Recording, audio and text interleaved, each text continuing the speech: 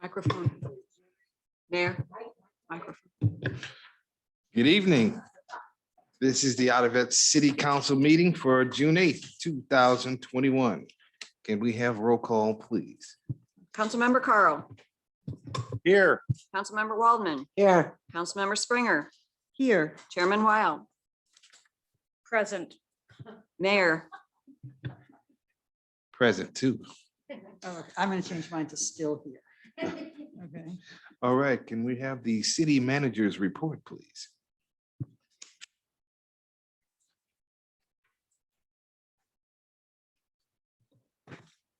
One moment. Good evening. I just need to get my report up. Sorry. She does. Let me see what I got. No. I have a cough. All right, bear with me. I have a bit of a sore throat going on or something. Here's a cough drop. I'm really a bit. Okay. Here's some coding.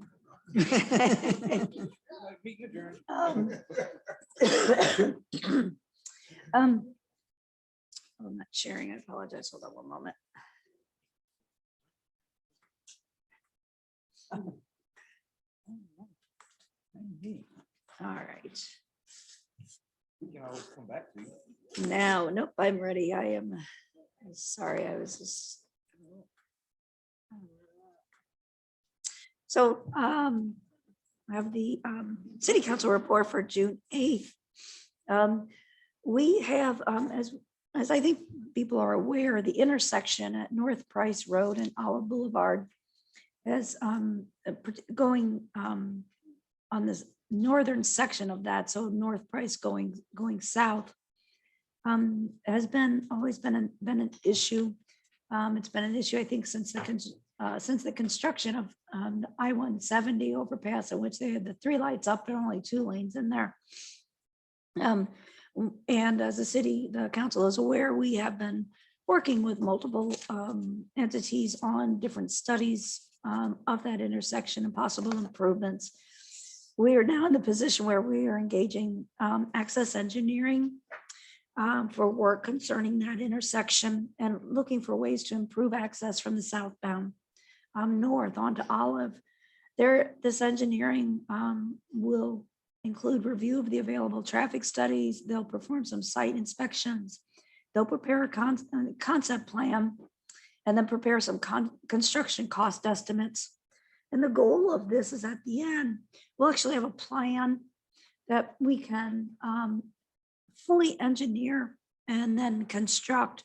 We will also have all the information necessary to leverage funding sources that are out there, particularly at this intersection. We think we'd be able to do, we'd be eligible for a transportation alternative program funding.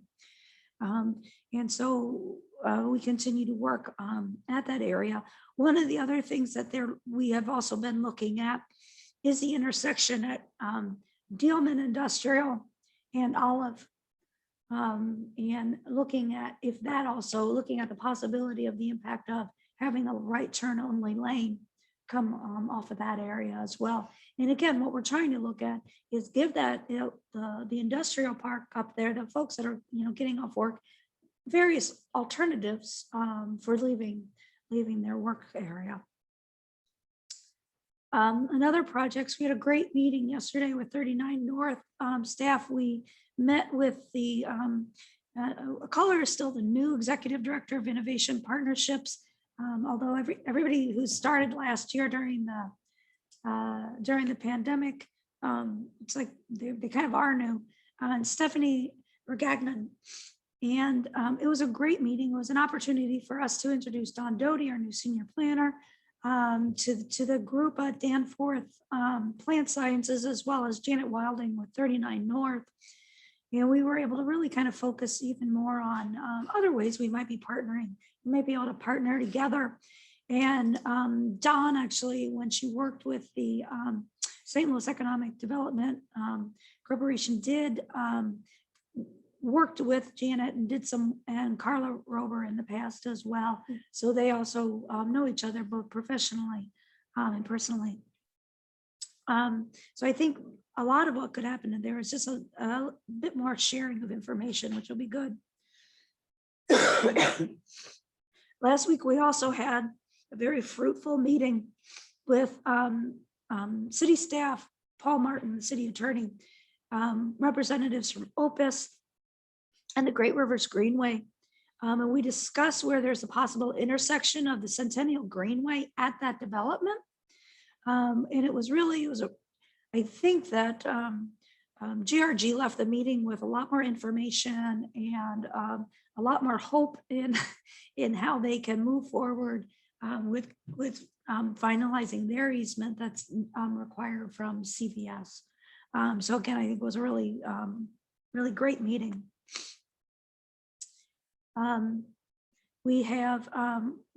People can still sign up for some of our youth day camps. And this coming weekend is our socially distant yard sale. It's too late to get your name on the maps that go out.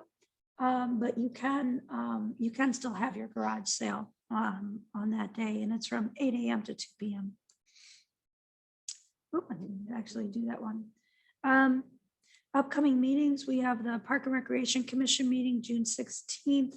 I believe that one will still be via Zoom, or they are talking about coming in person, but that doesn't mean that they won't necessarily still have the Zoom opportunity. The Planning and Community Design Commission is June 17th. They last week held their first meeting where the commissioners came into the chambers, but the persons that had items on the agenda were still presented via Zoom. The next regular city council meeting is June 22nd. The Planning and Community Design Commission is July 1. And then the city council work session, not regular meeting, is July 6th at 7 p.m. And then the first regular meeting of July is July 13th at 7 p.m. I'm happy to entertain any questions that the council might have. I have a question. We have one question. Barb, did they talk about the Olive and Lindbergh construction that's going on right now? Did they talk about the timetable when they're going to get that done? I was pretty surprised when I was traveling south on Lindbergh today and wanted to get off on Olive Boulevard and could not, needed to go all the way around. Yeah. Yeah, won't be making that mistake. We did again. not speak in any details of timing on that project, but I'd be happy, we can look and find out what that is and then post that on our website and have our Kiana Fleming, our communications manager, send that out to on the various social media and webpage. I'm really, Exactly what they're doing. well, go ahead. They're creating currently mess. the access off and on to Lindbergh at that intersection of Lindbergh and Olive is both on the north side of Olive and on the south side. And they're taking all of those exchanges and moving them to the south so that whether you're getting off or on, no matter what direction you're going, when you're getting off or on Olive or Lindbergh, it'll be south of Olive. And that opens up properties there on that north side, and it allows for them, I think they're really, it's in conjunction with their plan with Old Olive to make that more of a walkable area in that way. So, and well, I can draw it for you after, but there's going to be traffic lights at each of those places where you're going to get on. So you'll have, and my question too is, oh, it's going to be, that I'm not going to even say, my question was like, I'm curious as to how big the turning lanes are going to be. Have they, have they created the? Oh, it's all been designed. It's all Oh, I been know. engineered. I'm very curious about the design because I mean, they're going to need some pretty long turning lanes in each direction because there's a lot of traffic. They're gonna be using that land to put real estate and business on. They're gonna literally take the ground that is Well, Right, but Yeah, I'm that's- more talking about the road. I'm Yeah, more yeah. curious about. But that that's why road. they're modifying the Yeah, road. yeah. Well, not. It's not totally the Not- Yeah, reason. that's but- not necessarily the whole thing. And it is a MoDOT project. So I can, happy to go to MoDOT website and we can, those plans are available. Okay, I'll look at them. Anything else? Ms. Sunday? July 6th, go back to that last slide. I think it said it's our next. Well, she clarified that. She clarified that. It's a work session. Sorry, I had that on the wrong. It's a work session, July 6th. I have in my notes that there's a park public meeting at the end of July. July 29th. That's, I believe it's 7 PM. And then, that wasn't on our calendar yet. Sorry. So I missed that. No, it's actually, right. Does anyone else have anything for our city manager? Okay, we'll go forward to our city council reports, please. We'll start with you, Ms. Waldman. Do you have anything? Mr. Mayor, thank you very much. As usual, Mr. Trejo does a really good job summarizing the Planning and Community Design Commission meeting to every single employee and elected official in the city. But we did attend the June 3rd City of Olivet Planning and Community Design Commission meeting. Under old business, they spoke with regards to text amendment, chapter 422, stormwater management.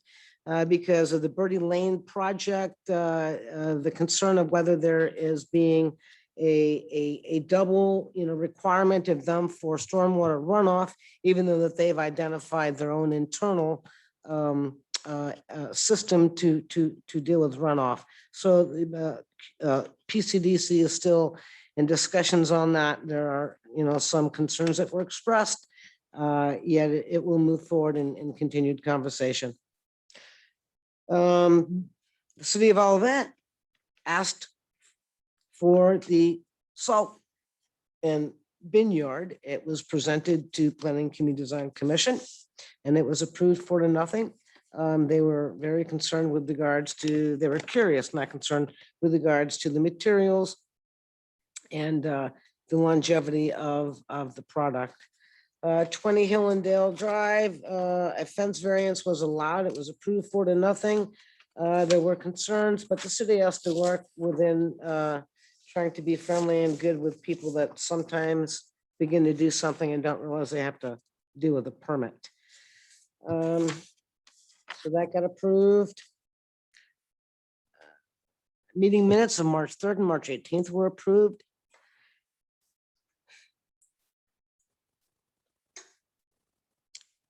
And they identified that Opus will come to the city council in June, and we're here. That's it. Thank you, Mr. Mayor.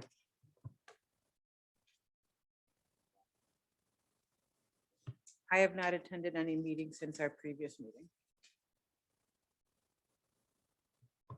Councilman Spring, Council Lady Spring.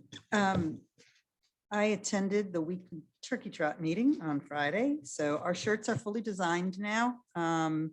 And we're pretty excited about those. We're really getting, it's going to be a little different this year. It's going to look a little different. That's your hint. We're using an artist, and we're using a new company this year. And they did the design work, and it, you can't make really wholesale changes very rapidly. Otherwise, people don't recognize the logo that you had previously. So you have to adapt it over time. So, he's getting adapted. So the turkey's getting adapted. But it'll be, I think everybody will really like it. Marketing is going to begin shortly. We will have a virtual component this year, but primarily we expect the event to be live without restrictions. So we are really, really excited. We want to break 2,000 this year if we can. And it's going to be, unless the county tells us otherwise, it's going to be the usual party. There'll be beer. Bruce said he'd mix up some old fashions for me. And, and it'll be really a lot of fun. I think it will be a lot of fun this year. So we're gonna do a kids fun run too. So that'll be really fun. And that's it. Excited. Councilmember Carl. I have nothing to report at this time. I don't have anything to report either, other than I'm very excited about our special guest that's coming to see us tomorrow. All right. We have chance now for hearing from citizens.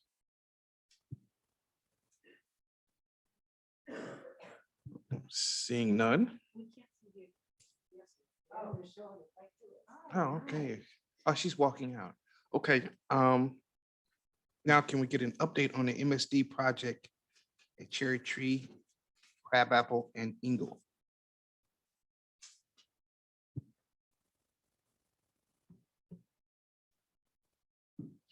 Okay, am I on camera? Candid. Good evening, Mayor, council members. Nice to see everybody this evening. Well, I'll just begin. Everybody can hear me. So before we start talking about the MSD project, if everybody can indulge me a little bit, I just wanted to talk about a couple prefaces to this. I don't think most residents are excited about utility projects coming into their neighborhood. Okay, any disturbances, well, an inconvenience. However, they're necessary. Okay, we need improvements, and we're all working for the public good. So at the Public Works Department in the city, it is our goal to try to work with utilities as much as possible to ensure positive projects for better quality of life for the residents. And this project really speaks to a lot of our residents because we've known the history and the flooding and all of the conditions over there. And again, it is our sentiment that we want to be a good partner with the utilities and the residents and everybody to make these projects a success. We are involved with lots of projects with MSD with these sanitary relief projects. We're involved with Missouri American Water, Inspire, and do this work on a regular basis and believe that we have a positive rapport with the parties involved in the planning and execution of these projects.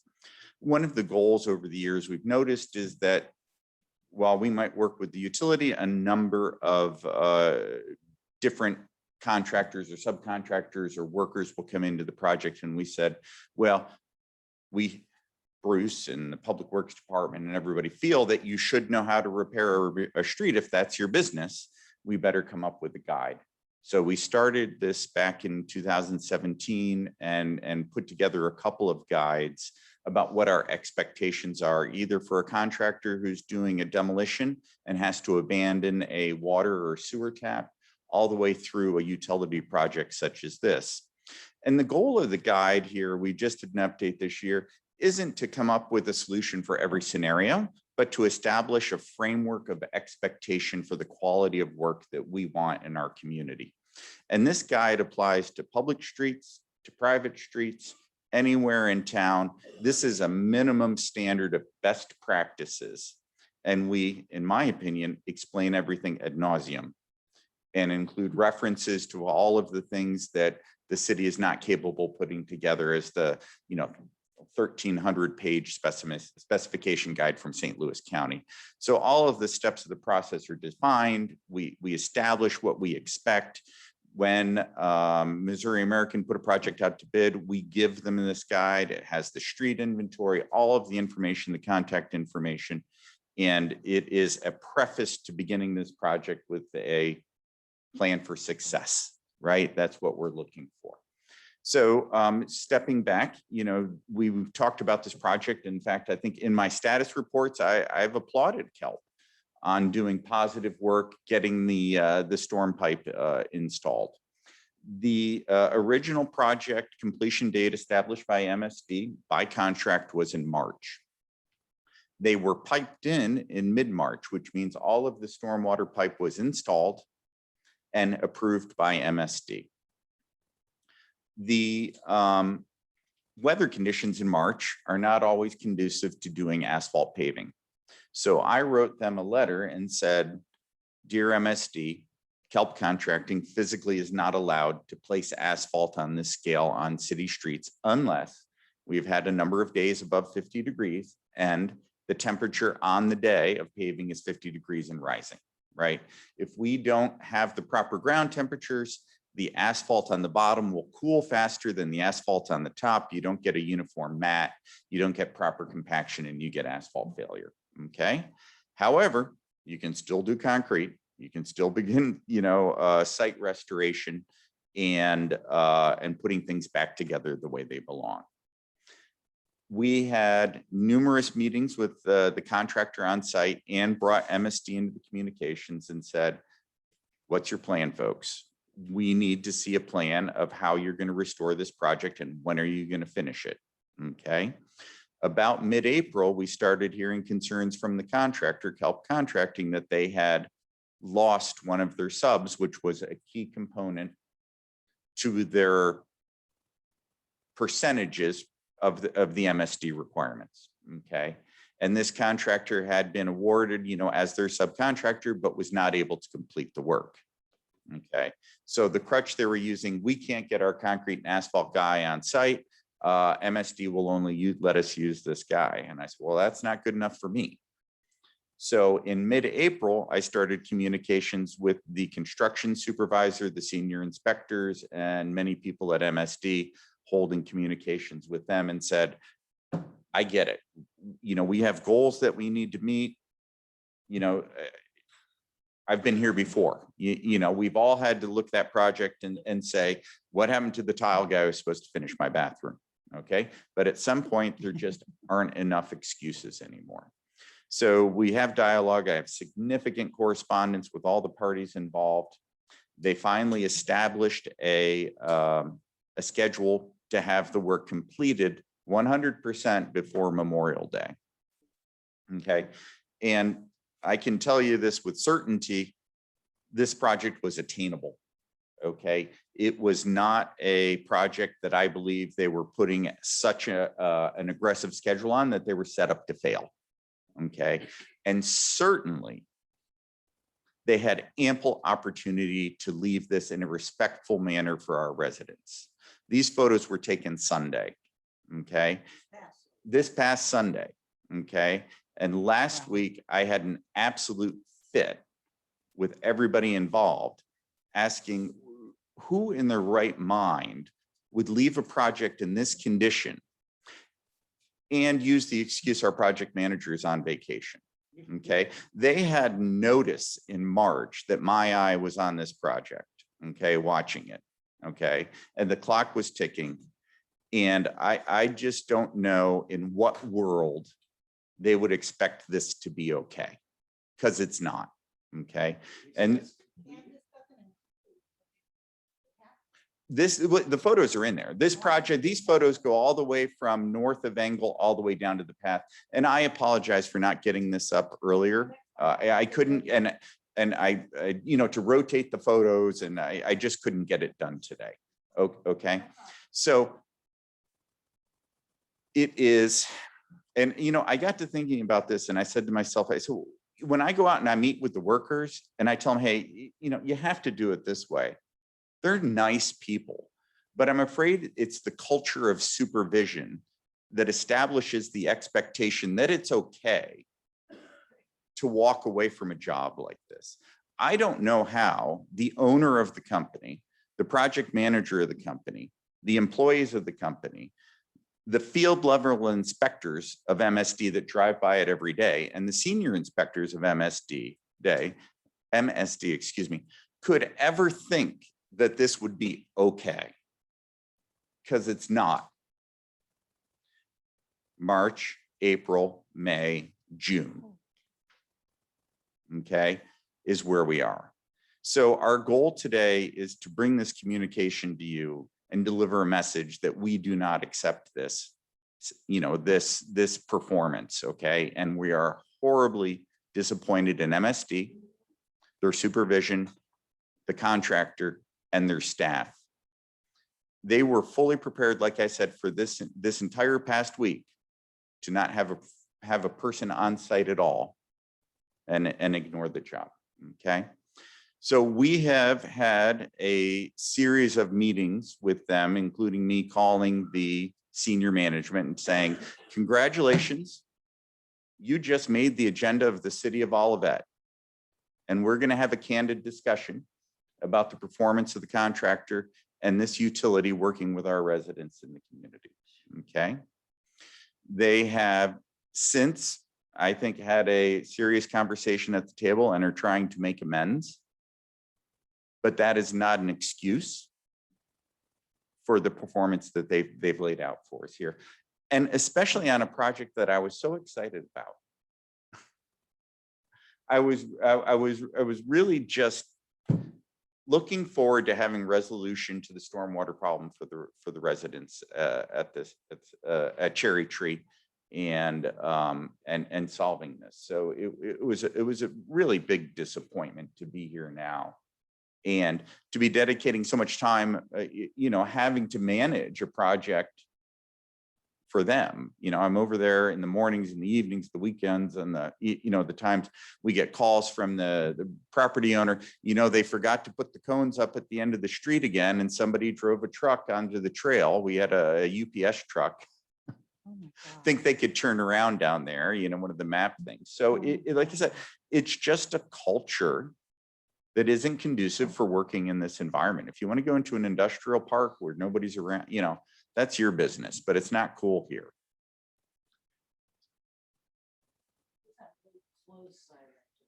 So if you go back to our expectation guide, what we require is that if you put a trench across the roadway or any cut in a roadway, you have to put a cap with an overlap of either side of the trench so that the concrete subbase will bridge the excavation. So not only are you bearing that concrete on the excavation material, but also virgin soil on the sides. So on Engle, since it's a major thoroughfare, we say you need to do half at a time, okay? But the Crabapple side is a loop. So we said, hey, listen, we're partners in this, we wouldn't normally do this, but we will give you the allowance to close that area so you can pour the concrete and get the entire crossing done in one pass rather than having to do it flip-flop. Because the residents can go around, we can communicate with emergency services, and they can get it done in one shot for efficiency, right? Our whole goal of this is to try to work with contractors to come up with innovative ways to get things done quickly. Okay, so that's why there was a road closed sign there. Why it's still there? I don't know. Why the stop sign's still down? I don't know. Why they haven't, I cannot explain these things. I can tell you there's been quite a bit of activity yesterday and today, not as much as I'd like, but there's been activity and there's been a flurry of communications about how to come to resolution on this project and to make it finish, successfully for everybody. I came to council in March in anticipation of wrapping up this project, asking for, for a discussion about, the use of our on-call paving contractor to mill and pave the undisturbed side of Cherry Tree Lane. We had always wanted to work with the MSD contractor to try to complete this in one process, get a uniform, asphalt down, but we weren't able to come back and get an agreement. They have circled back around and said, we will work with your contractor and no matter the cost. So that means STL Milling and Paving, who is the city contractor, can do our portion and they can negotiate with MSD and their contractor to complete the restoration work on that side for the benefit of the city. Okay. So that is one of the items they came up with. Okay. So that gives me a little bit a better sentiment because the paving contractor they wanted to use, I do not have experience with. Whereas this company is a known entity to me. They are on our on-call list. They were one of the low bidders and they're in their best interest to continue, doing quality work for us for the long term. But I have to say, this has to be the end of it. They have to get this done. I mean, I'm worn out. What happens if they don't fulfill their obligations? So we've had What's the discussions repercussion? on that, and administratively, we would revoke the permit for non-performance. There have been a number of violations in our requirements that we can revoke the permit. And then we would have to talk with council about how to settle with MSD. Because the risk for us is we have to complete the job, right? So whatever's left on the table, $50,000, $70,000, $80,000, whatever it might be, maybe more, you know, we would absorb that risk to pay for it and then have to get that back from MSD. I don't think it would be in their interest to fight too hard on it, but they have 3 floors of lawyers and we don't. Huh? We've got Paul. He's a tiger. I just know because I live off of Angle that and I walk that area, it's a nightmare. I mean, and my heart goes out to these residents that have to deal with their driveways and their street and it's just horrible. I have told them so many times, I said, this isn't acceptable. How can so many people from the project managers go by there? And we have MSD people coming by every day. How can they drive by that for so long and not recognize that this is a liability for MSD, the reputation, the contractor's reputation, and everything else? I don't know how they cannot recognize that. I had a friend pop a tire in this through driving down Angle in this project all the way back in end of January. Yeah. So it's like the fact that it's still going on is It- mind-boggling. they were piped in mid-March. Weather became conducive for asphalt. When did we pave Dealman Road? We did it. There were an awful lot of good weather days to complete this project. So that was part of one of my regular calls to the construction division manager. It's a beautiful day. Nobody's here. And there's only so many times you can make excuses for that. So do you actually talk to them or are you leaving messages on their voicemail? No, It's a no, I got beautiful direct day. numbers. I mean, so correspondence by email is documented, right? You know, but I think a phone call these days is more powerful. Uh-huh. So, you know, my calls are to the construction division manager.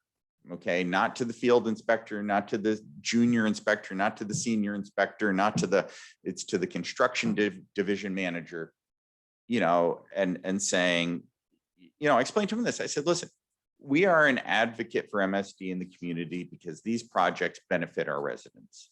Every time these sanitary relief projects go in, our residents have a less risk of a backflow into their basements. When the Lindley project's done, the residents in Oak Estates who have to have backflow preventers on their laterals, all that should be gone.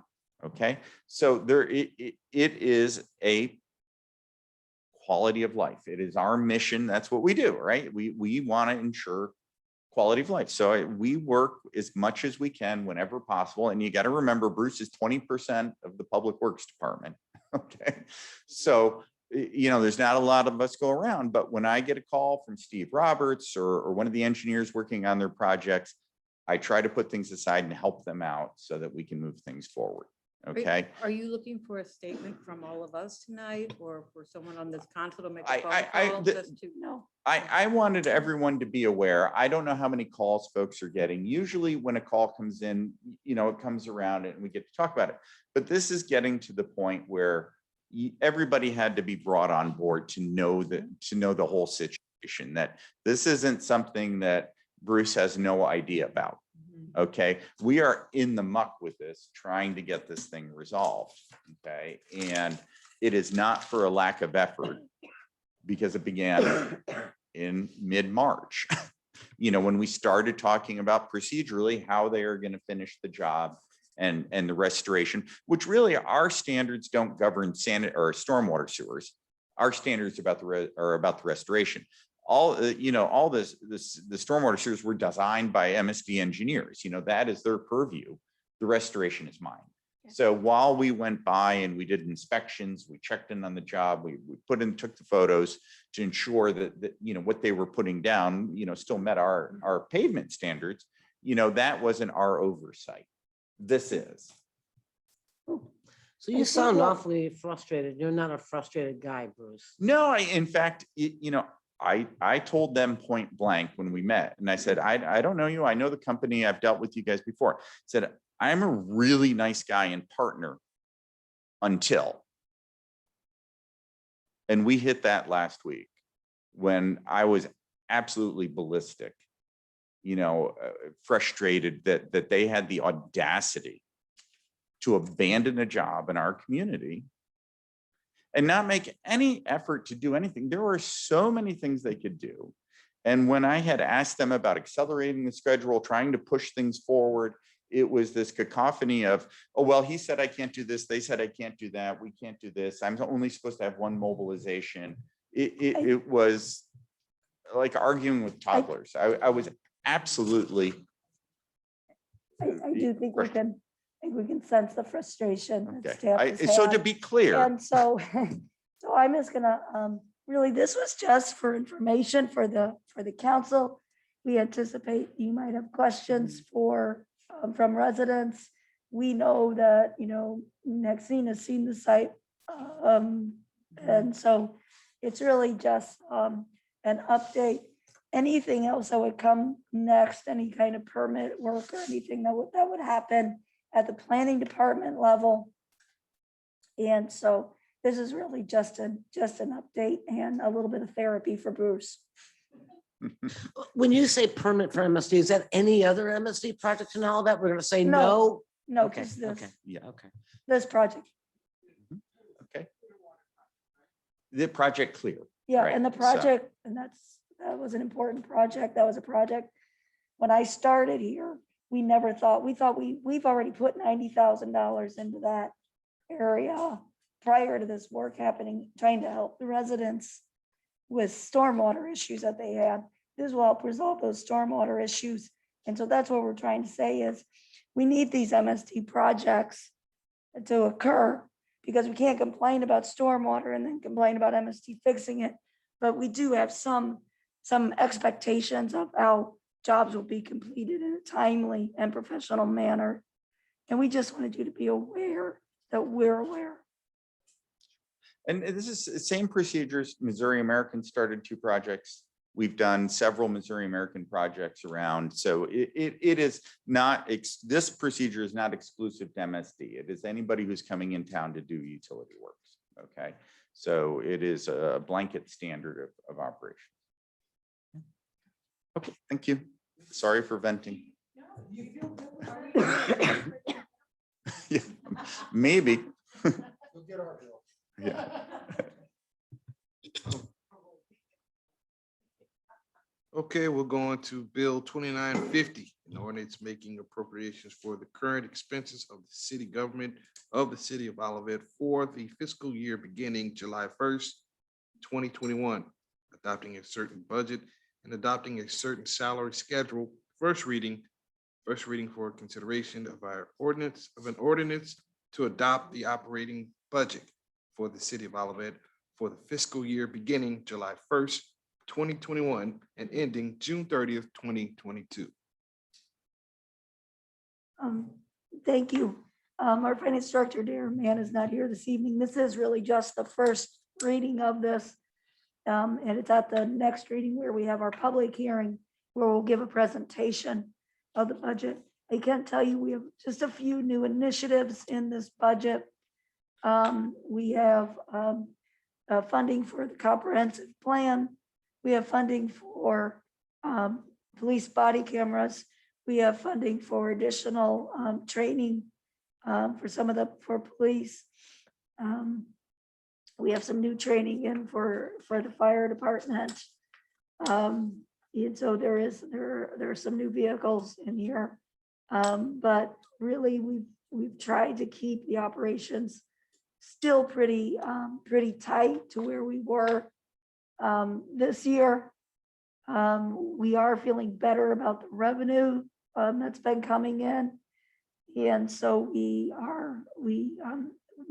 some of that optimism is in this budget. What is not in this budget is any of the Recovery Act funding, because we've not received that. We don't anticipate receiving that before July 1. So that money has not been either seen as a revenue nor are we asking for any appropriations of that funding. The other thing that's not in here is funding for that we expect to receive for the TAP grant for the Centennial Greenway. We don't expect to get that until probably the next fiscal year. So those are kind of bigger items that are not reflected in this budget. And with that, that is really just the first reading. And at the June 22nd meeting, Darren will be back and with a presentation in more detail for you.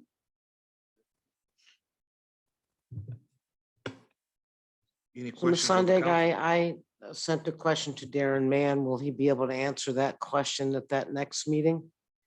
Yes, if you could remember the question, I'd be happy to answer it. Sure. I had asked him, so we've been in this building now for 3.5 years. And a good 3 years, we've got a year's worth of our cost of everything, utility maintenance, et cetera, et cetera. I was just curious as to, after that, we've been here a while, what is our maintenance cost of this building Oh, okay. is what He'll- I asked. Yeah, he'll be able to give you a summation of some of those costs. Sure. One of the things I can tell you is we've been here and we have started, what you'll see in our capital improvement plan is some we're starting to, where, your capital improvement plan goes 10 years out. So we're now starting to see replacement for some capital items in the building. I think one of the first things is some of the carpeting. We anticipate a replacement of the carpeting. Again, not this coming fiscal year, not the following, but they have started rolling into the capital improvement plan that looks out 10 years. Any other questions? Okay.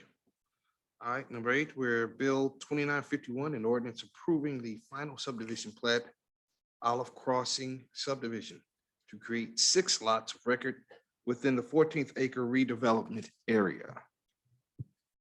Okay, Mayor, I'm bringing over Carlos Trejo, who will be talking about that item. And also we have the developer Greg Yowitz here. And I will share my screen with that ordinance.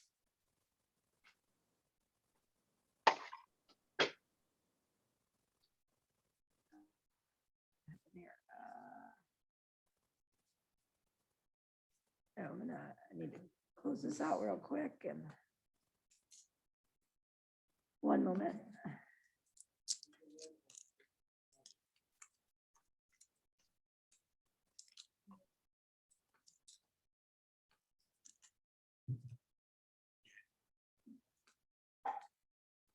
Mr. Trejo, can you hear us?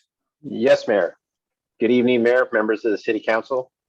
My name is Carlos Trejo. I am the Director of Planning and Community Development for the City of Olivet. And tonight I present to you for first reading Bill 2951, which is a plat for the Olive Crossing subdivision in there. And Ms. Sondag has posted the ordinance here for the first reading. The ordinance gives you some general background regarding the development of this project, which is the Olive Gateway redevelopment area, ultimately now known as Olive Crossing, to where we are now for the recording of a final subdivision plat to establish 6 commercial properties on the property grounds. The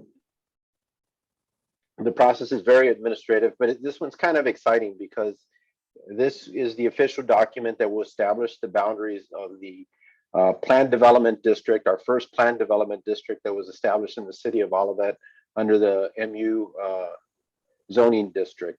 While we have the redevelopment agreement, we have the rezoning and the PDD. This is the actual legal instrument that establishes the redevelopment area, creates this subdivision, consolidating the former 12, I believe, properties that were part of this 14-acre area that we've long sought since, I believe, 1968 to try to develop.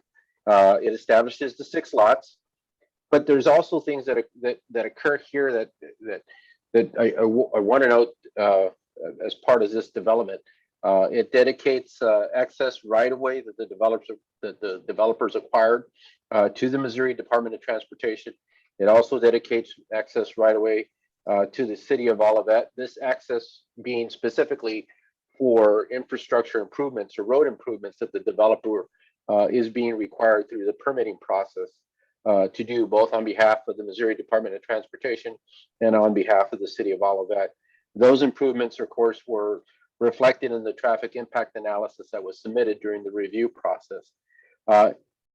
The plat also identifies the necessary public utility easements that are part of this development, those that are going to be dedicated to the Metropolitan Sewer District, to Ameren UE, and also the road system for the development. So in essence, there are roughly $8 million of site and road costs that the developer is putting into this development right off the bat. And this is a $153 million development with a $23.2 million TIF. So again, this $8 million are public improvements that the community as a whole will benefit from. The improvements of the on Price Road, the Price Olive interchange, and of course the improvements on Olive Boulevard itself.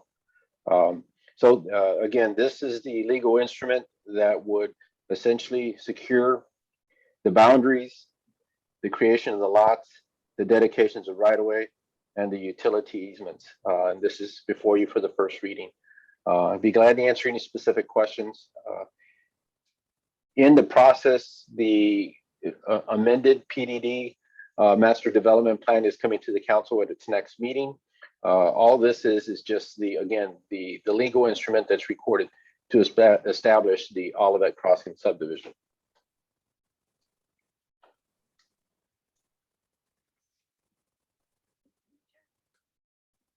Mayor, as we said, that is the first reading. So if there are no questions for Mr. Trejo or for the developer, we can move on. Item number 9, selection of audio video equipment vendor for the new community center. Okay, that is me. One moment, let me bring that up.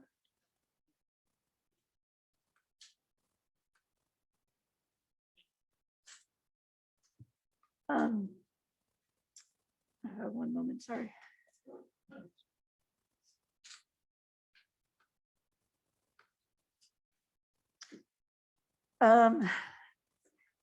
Many of the things that we do with regard to the construction of the new community center are done with that primary construction bid document that you will see at your next regular meeting and will approve for release.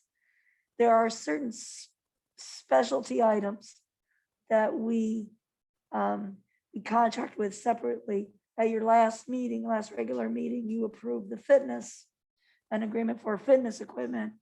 This is the equipment for our audio visual equipment within that community center. We had issued a request for qualifications. We received 2 responses to that RFQ. We interviewed both entities, Communitronics and Modern Communication. And we have staff, and I'm actually speaking on behalf of Beverly Tucker Knight, the Park and Rec Director, who's not here this evening. Interviews were conducted by Darren Mann, myself, and Beverly. But both are good companies. We could have gone with either. And for a variety of reasons, we made the final decision to go with Communitronics. What we are asking for now is authorization for me to enter in negotiations with Communitronics for the new community center audio and visual equipment. What that will look like is we will have an agreement with Communitronics that we'll start negotiating if this is approved, actually at the end of this week. And we'll negotiate a general agreement with them that then allows them to identify and propose the actual equipment and the process. Now, this gets a little bit tricky because some of the some of the components that are installed, the wiring, some of those things are actually done by our low voltage engineers. And so Mhm. once we get this agreement with Communitronics and then we start the engineering design of our system, we'll then have to work with our engineers and our low voltage subcontractors to make sure everything works and fits together. So with that, I would request approval of the recommended action. Mayor, I move that we authorize the city manager to enter negotiations with Communitronics for the new community center audio-visual equipment. Second. It's been seconded and moved accordingly. Could I ask a question, being technology challenged? Now that it's been motioned and seconded.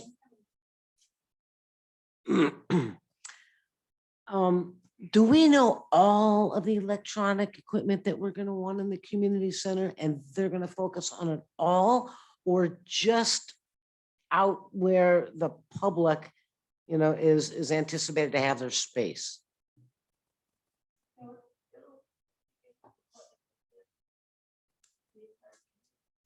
Okay, thank you.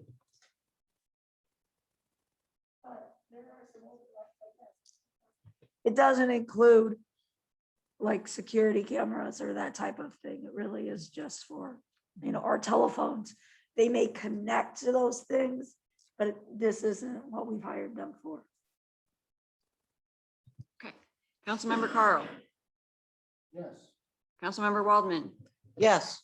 Councilmember Springer, Yes, Chairman Weil, Yes. Mayor, Yes. motion passed. Item number 10, discussion of upcoming city council meeting format.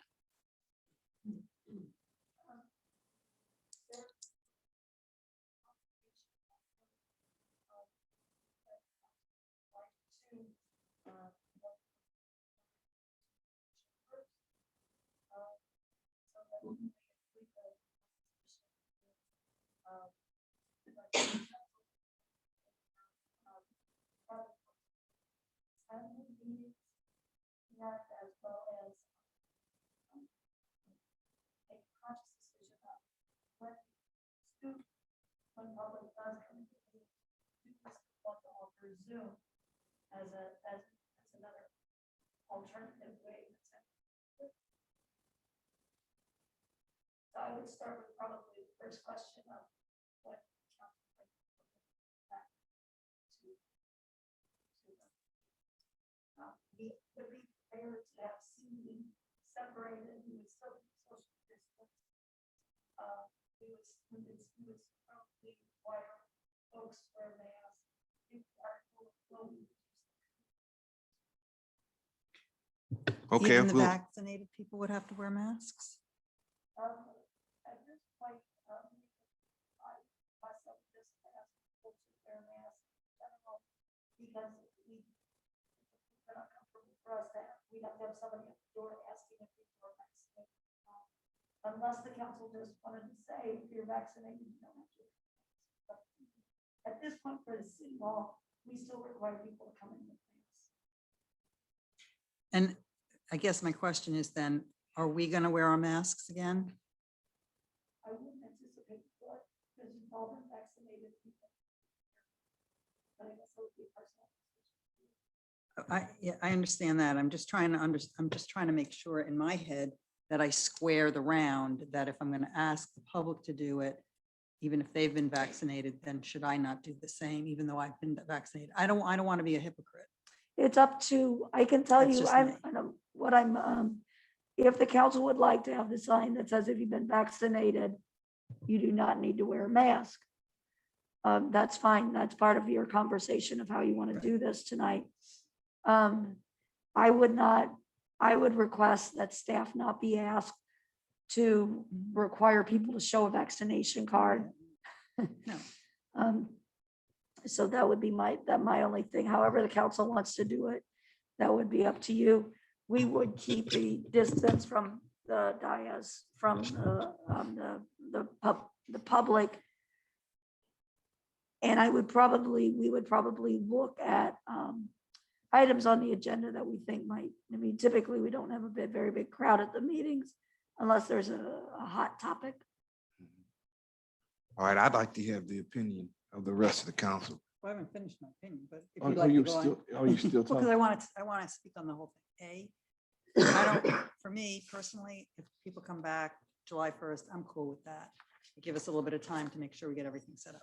I have no problem with putting the chairs socially distant. I don't think people should have to wear masks if we're not going to wear masks. I think that if you're an adult and you've been vaccinated, that is your right then to be able to move about, to be free. I think if you haven't been vaccinated, I don't understand why, Stay but home. what? I should stay home. Well, I don't understand why. Why But you more wouldn't. importantly, I think almost never get anybody here, so I don't, this is like a silly conversation because almost never, no one shows up. And if you offer Zoom, which I think we still should, more people are gonna want to Zoom. That's just my opinion. Councilman Carr? I pretty much agree with Councilperson Springer, other than I can go either way on the mask issue. I have no qualms telling other people to wear masks. And we don't, because I know our vaccination status and I don't know theirs. And it's not because, and I don't have that issue because I, as a vaccinated person, am not worried about catching COVID anymore. I am concerned about the people who are not vaccinated, who don't wear masks. And this becomes a spreader, a place for it to spread. That's what I was concerned about. Now, I can go either way though on the making people wear masks, because it seems like the general direction is to give up masks, right? I mean, I just for the standpoint of so many things are opening up, right? And the COVID cases are down. Now, maybe I'm wrong, but I can go either way because I have no fear of myself. As I said, it's more about people spreading it between each other. That was my. Are you okay with the July 1st? Oh, I'm reopening? certainly fine with the date. Okay. Yes. I would like to throw out August 1st because I'd like to see what kind of, what happened with the numbers of cases after we go back from Memorial Day weekend. We haven't figured everything come out yet. And also with July 4th weekend and people traveling from our community. I also, I think if we're asking people to be masked out there, then I think, like Ruth said, I don't want to be a hypocrite. I would put on a mask except when we speak and pull it off when we speak. Or when Yeah. we're in closed session. I don't, I'm not wearing a mask. I'm Okay. not gonna come in if we're gonna put masks. Honestly, I won't. It's a lot for me to have a mask on. A, I'm claustrophobic, and B, I'm asthmatic. A mask for me is a lot. A lot. well, then I think it would be a personal choice for us, but I don't, Yeah, I agree. I'm concerned about people that haven't been vaccinated, that just because you say you don't have to wear a mask. And it really depends on the community where you go, whether people are masked or not masked and what they're doing at different places. It's not like Missouri isn't totally unmasked yet, but my comfort level would be August 1st. Okay, Missy?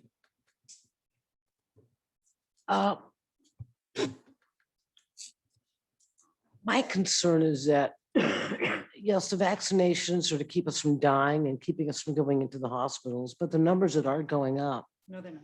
excuse me, the numbers that are going up, Okay, sorry. didn't Okay, hear Okay. that. let me get something, Okay. let me straighten some out first, okay? yeah. When we are talking, I when you're apologize. finished, then you say, I'm done. And when the next person talks, let them speak. Don't, apologize. please do not interrupt them. Okay. Go ahead. Thank you, sir. The numbers that are going up are those that are in the ages of 24 to 36. They have had more riskier behaviors. And so while numbers are going down, we are recognizing a group of people that are going up and are ending up in the hospital and are ending up on machines to help breathe. I too have a problem wearing a mask, like Councilmember Springer. It is, it's very difficult. That makes breathing very hard. And so I had been very comfortable this year with Zoom, and I was very comfortable with what I thought was a decision we made 2 weeks ago. Was that right now it was going to be us and only us, and the other folks would continue on Zoom. And I'm still a bit perplexed as to how 2 weeks ago to today can be a major change of let's reconsider. You know, July 4th is coming. I'm not comfortable with July 1, but I'd like to see where we are 2 weeks after July 4th, because those are the times when we would see peaks or we would not. And I'm going to say this about the honor system.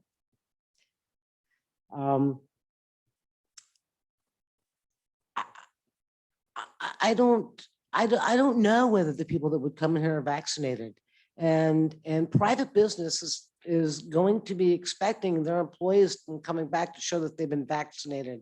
I understand we shouldn't be asking others if they're vaccinated, but if we had a passionate issue, I think anyone would come here whether they're vaccinated or not. So I would prefer just a little more time. And then my next question would be the ongoing use of Zoom as we do begin to have our boards and our commissions return to the chamber, and whether it is kept so that others can attend by Zoom.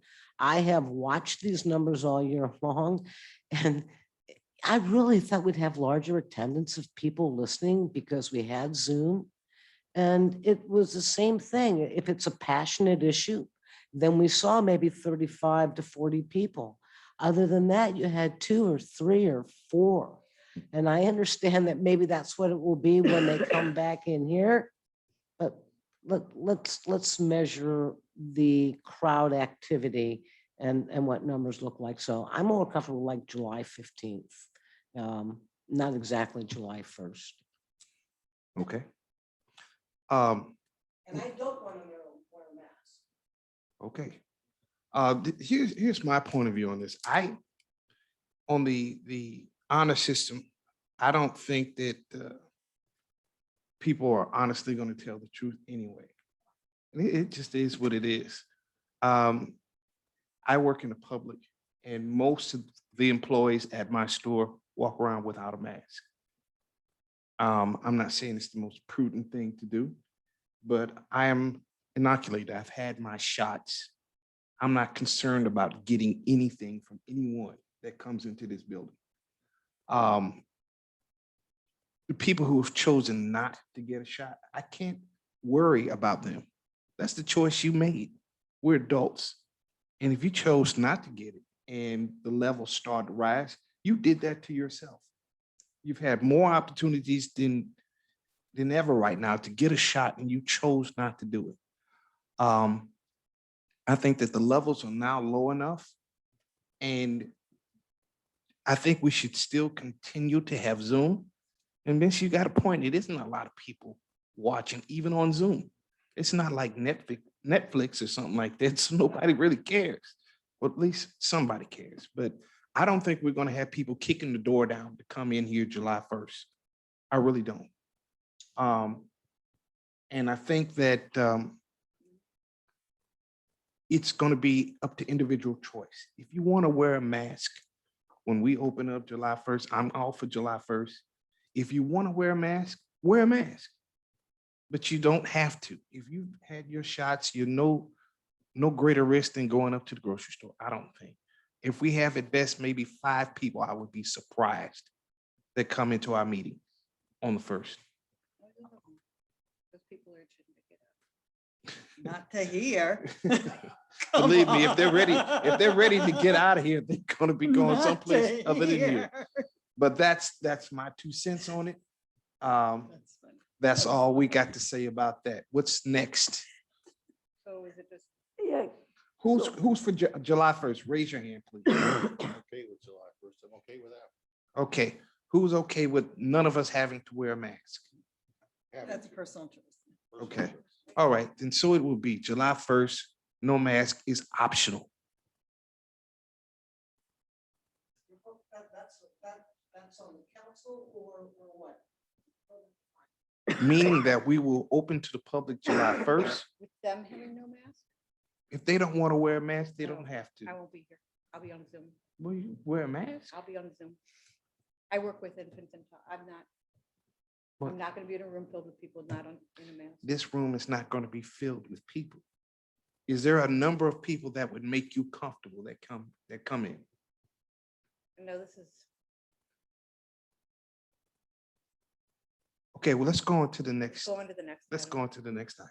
Can I Item just ask number a 11. clarifying question? When you say no mask, you're talking about people who have been vaccinated. We can don't take know off if the- they've been vaccinated, Ruth. Here's the thing. I believe that people are good. I believe that people by and large are honest. Well, And I Right now, I have believe- not had that experience. Okay, well, and I'm sorry for you that you haven't, but I believe they're good and they're honest. And I think that they will, if we ask them, just like everywhere else, if we ask them, if you've been vaccinated, you may take off your mask. If you haven't, then you cannot. I think that they will comply. I'm just gonna go on what I. But that's not what we agreed on just now. You guys all raised your hand to say no mask, period. It's going to be like you said, on an honor system. If you, But that's sti- not what you said. okay, let me clarify this then.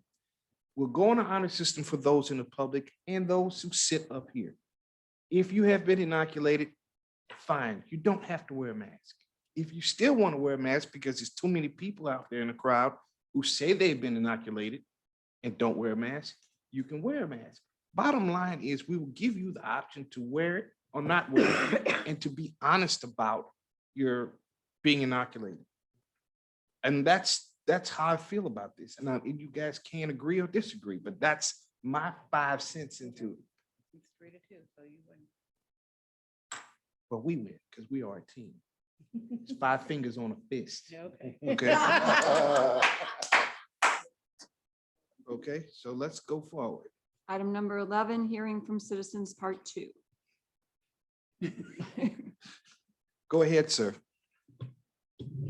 You have 2 minutes. 2 minutes. Greg Yes. Yow at 6 Heather Hill Lane. Speaking of vaccinations, wanted to make sure it was on the record, and I wish people were watching, so no one's going to hear this but us. But if you know anybody needs a vaccine in the Price Crossing parking lot on June 16th, there will be a pop-up vaccination clinic. Chief Carmen reached out to me, said the Ladue chief needed a place to do it. I said, absolutely, whatever you need, make it happen. So there will be a mobile clinic in my parking lot. I think it's next week. Number 2, as Greg Yowitz, developer of Keep Olive Gateway, the Olive Crossing development, if you haven't driven down Olive in the last 48 hours, I recommend during daylight hours, you go see the beginning of the 1,197 feet of 66-inch diameter sewer pipe is there. Mountains of fill rock over 20 feet high are there. And I'm excited for our meeting on site tomorrow with our Congresswoman. Yes, I'm very excited too. That's all. And you did it in 2 minutes. How about that? Maybe we could talk to Fallon's and say, look, for everyone who gets your shot, you can have a free beer. Think about that. I You can know- ask that tomorrow. Yeah, ask about it. If you get shot and you're over 21, get you a free beer. Well, yeah.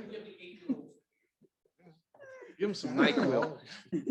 They get the whiskey. Oh, White Castle, that would be better. Here's a White Castle. Yeah, okay. What's next? Item number 12, review and approval of minutes, and I apologize for getting them to you late. Okay.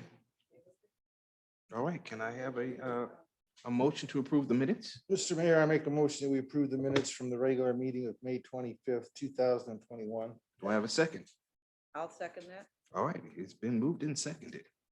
Councilmember Carl, Yes. Councilmember Waldman, Yes. Councilmember Springer, Yes, Chairman Weil, Yes. Mayor, Yes. motion passed. Item number 13 is city attorney's report.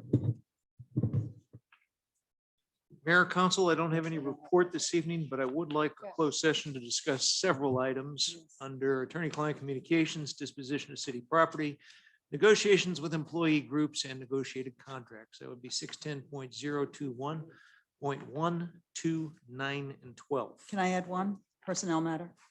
And 3. So moved.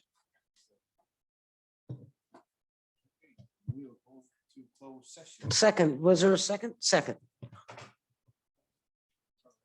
Councilmember Carl, Yes. Councilmember Waldman, Yes. Councilmember Springer, Yes. Chairman Weil, Yes. Mayor, Yes. motion passed.